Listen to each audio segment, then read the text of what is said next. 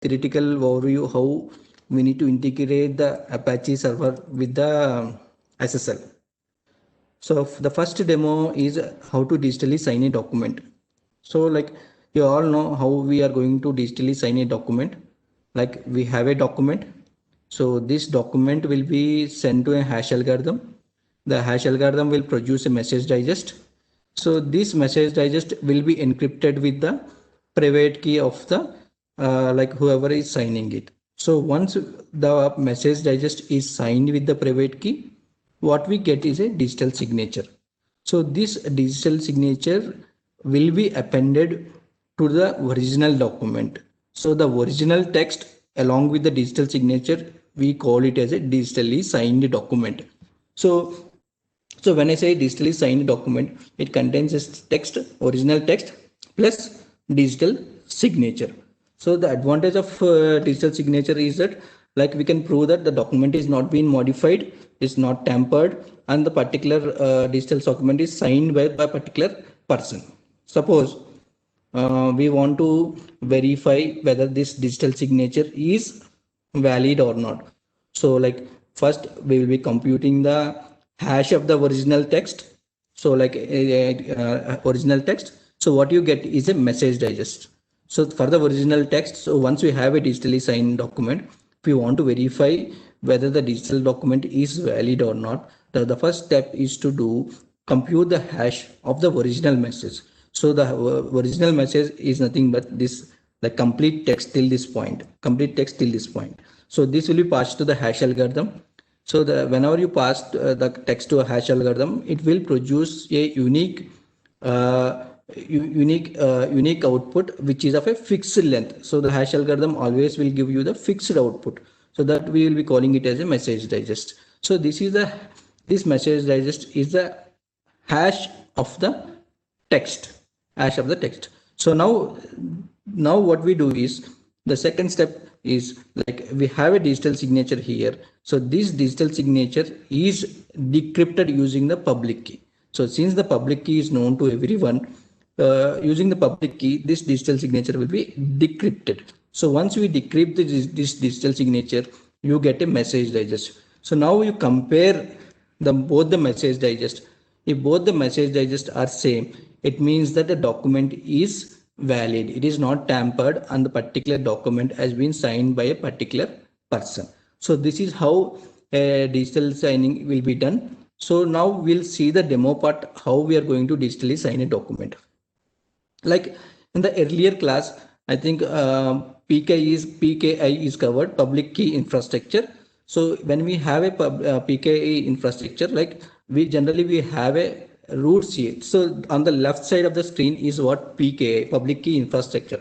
So we have a root CA. So root CA something is called as a is a one that will issue root CA is always a self-signed, which will be on the top of the PKA, which is a self-signed. So this root CA is going to delegate the powers to the CAs. CA is nothing but a certification authority. So we have a root CA. Under the root CA, we have several CAs under the root CA. So the root CA is one that will delegate the power to the CA. Now, whenever any user wants a digital certificate, he need to approach one of the certification authority to get the digital certificate. So digital certificate can be obtained for any user or for a particular domain. So whenever you want to digitally sign a document, you need a digital certificate. Since we did not have any digital certificate with us, so what we do in this demo is that we are going to generate a digital certificate for the user. So since we don't have a digital certificate, so for the demo part, what we have done is the right side of the screen shows you the demo part. So here in the demo part, what we are doing is that we are generating a self-signed root CA certificate, self-signed root CA certificate. So this root CA is going to give digital certificate to the user as well as the domain. So to show you the demonstration how we can digitally sign a document, we required a digital certificate. So since the digital certificate will be given by a trusted CA, so I'm not going to show you signing with the original digital certificate of original certificate. What we do is in the demo, we plan we are going to implement a root CA which is a self-signed. So this root CA is going to give a digital certificate to an user. So once the user gets a digital certificate, he uses his digital certificate to sign a document. So this is what we planned for the digitally signing a document. So like we have OpenSSL tools, which is available both for Windows and Linux. So using this OpenSSL tool, we can actually digitally sign a document. The OpenSSL tool is in an open source implementation of SSL or TLS. So SSL means secure socket layer or transport layer security. So using the OpenSSL tool, we can generate a certificate. So these are the commands that need to be used for generating a CA certificate, and these are the commands that are used for issuing a digital certificate for the user.